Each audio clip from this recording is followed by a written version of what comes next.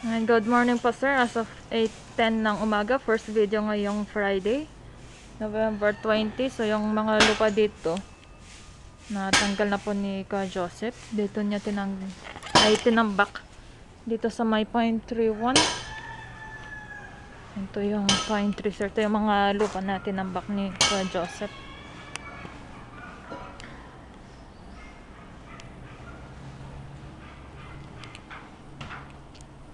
Yan, ito naman yung buhangin na nilaglag ni Kuya Al kahapon.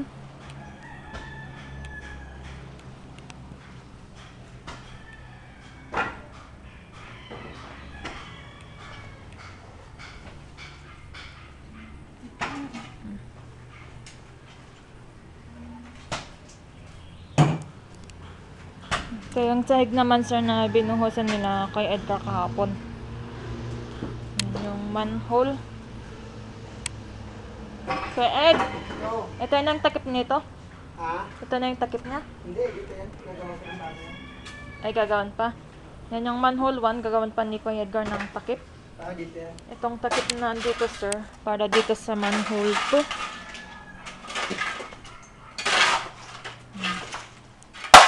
Dito.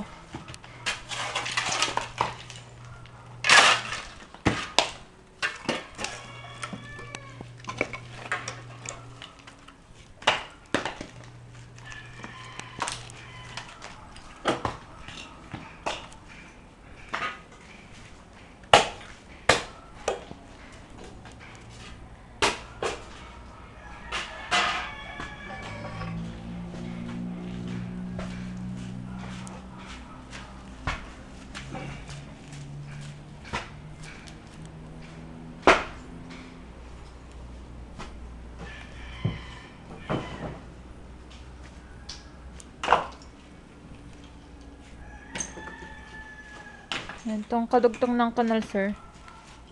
Ito ngayon yung huhukayin ni Kuya Joseph.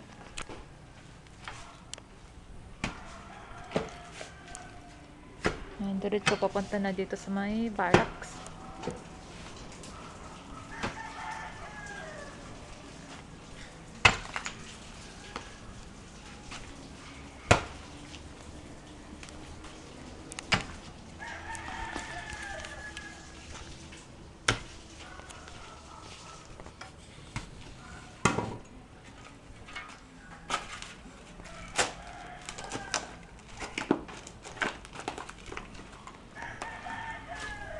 Step.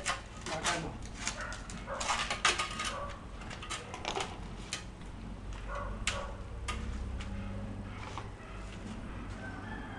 Pagdating dito, magmamanhol tayo na.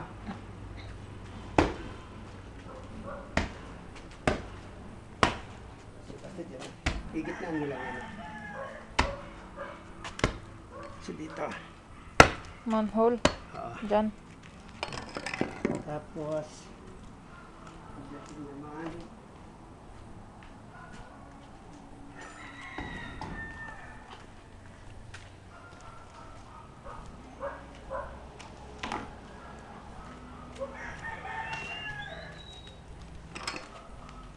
tama-tama to.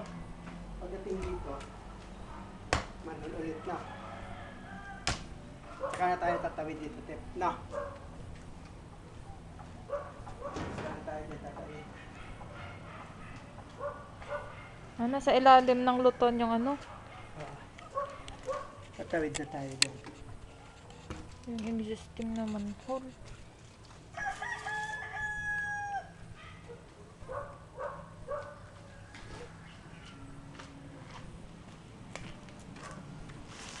Anong halaman yan kuya? Ito, ano to? Yung pandan. Hmm? Kaya, manhole ulit dyan. Tapos tatawid na tayo dito.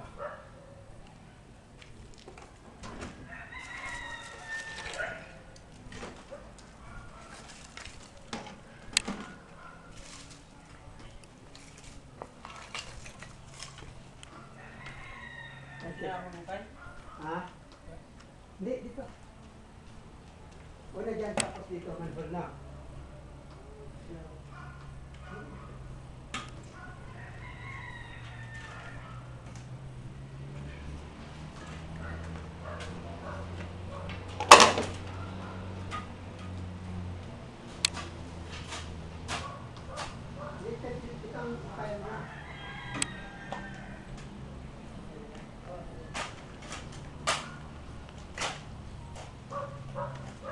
Iwalayin mo na lang yung lupa kahit ano.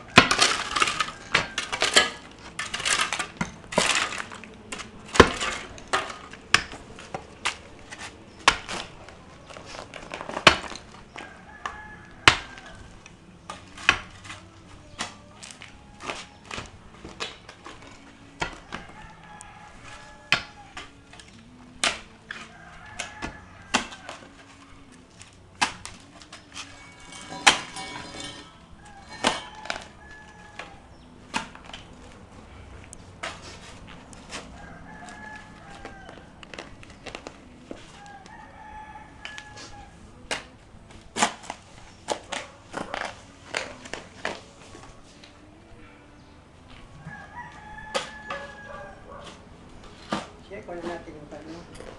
Yung Yung sisimento din sa labahan. labahan.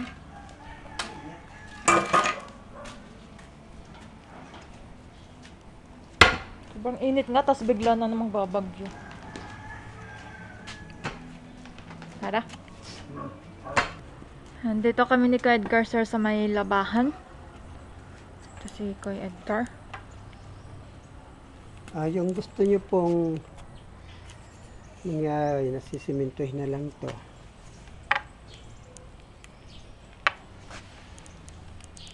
Tatapingan ko. Kailangan malagyan din muna natin ng waterproofing. Waterproof. Waterproofing kung hanggang saan. Lalagyan ng topping.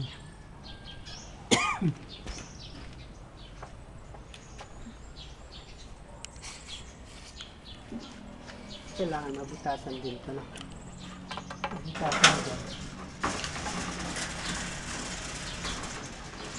Para dito pa rin ang bunasya. Kasi meron naman open canal dito.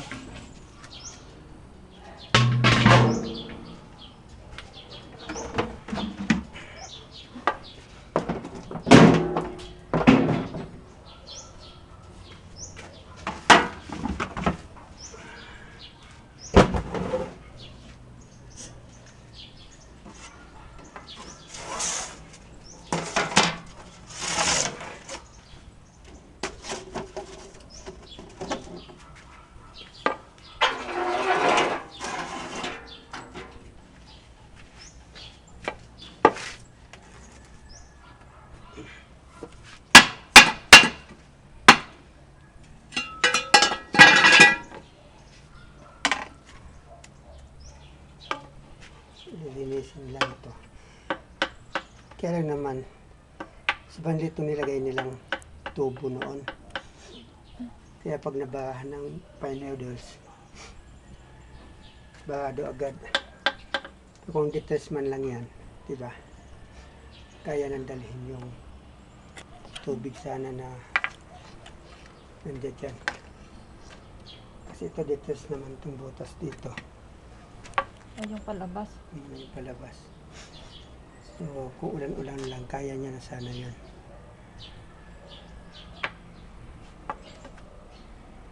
So, dapat magawa na ito ngayon habang umaaraw. Tsaka yung kanal sa ano, yung sa office. Oo, tsaka yung kanal sa office, dapat ma-linisan na rin yun. Para ma-applyan na ng water yun. Habang tuyong-tuyo ko na. Kaya yun yung panahon nagkukan tayo dapat ng mga liquids na habang mainit na mainit. Kasi hindi magagawa yung loob hanggat hindi ito nagagawa. So, ayan, kung anong plano ni boss. Kasi ayaw niya ng may kanal. So, bago tapingan, pintuan muna ng waterproofing. Siguradong wala ng leakage. Okay. Kasi wala naman ibang pupuntahan kasi mataas doon. Ligado pa rin tayo maglagay ng pan dito. Palabas. Kanal. Oo. Kasi dito nag-stagnant yung tubig sa lugar na to.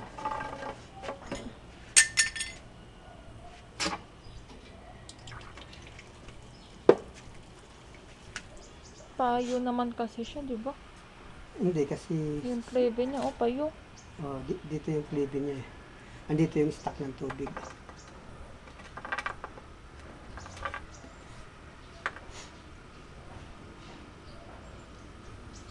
So, dito ang stock ng tubig sa lugar na to. Kaya, mababa kasi ang cleaving nito eh. Wala naman kasi yan ang ginawa to.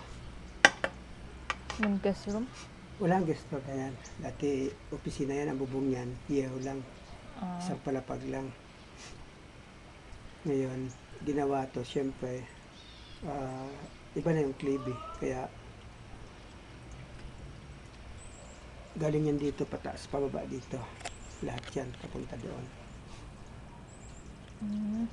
Kaya ganyan ang cleaving yan.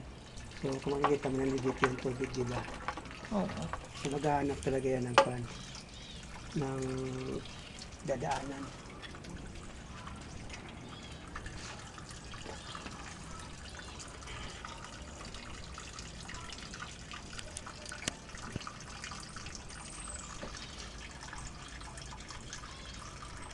Yan lang.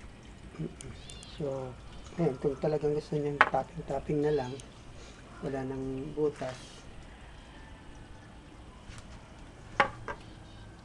dito na lang sa ibabaw magbutas. Para yung galing na tubig dyan, idiretso na dito. Tatapingan din ang lugar na to na. Para yung tubig na papunta dito, mabilis.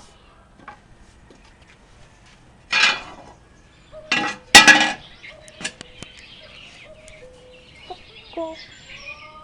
Sir, good morning. Ito pa yung mga pindings natin. So habang umaaraw, it's time for us pa gawin yung mga leakage. I-waterproof na natin. English, buti hindi humangin. Ayun. Kung pag nalugaran, papa-scrub na rin natin ito ng steel brush na kabili na tayo. Ngayon na rin pinturan pang waterproofing. Nakastock nga lang dun. So, bago mag-expire yung pintura, i-apply na po natin. Applyan na, no? Oo. Kasi andyan na yung pintura eh. Habang maganda ang panahon. Ano? Habang wala pang sunod na bagyo. Wala pa namang nakikita si Mang Tani.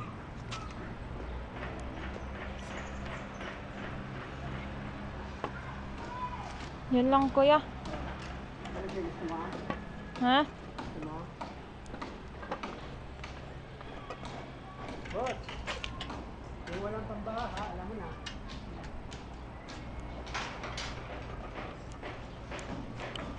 Yan, so, kung approved daw kayo, sir, ito na yung gagawin ni Kuya Al. Yung sa may kanal.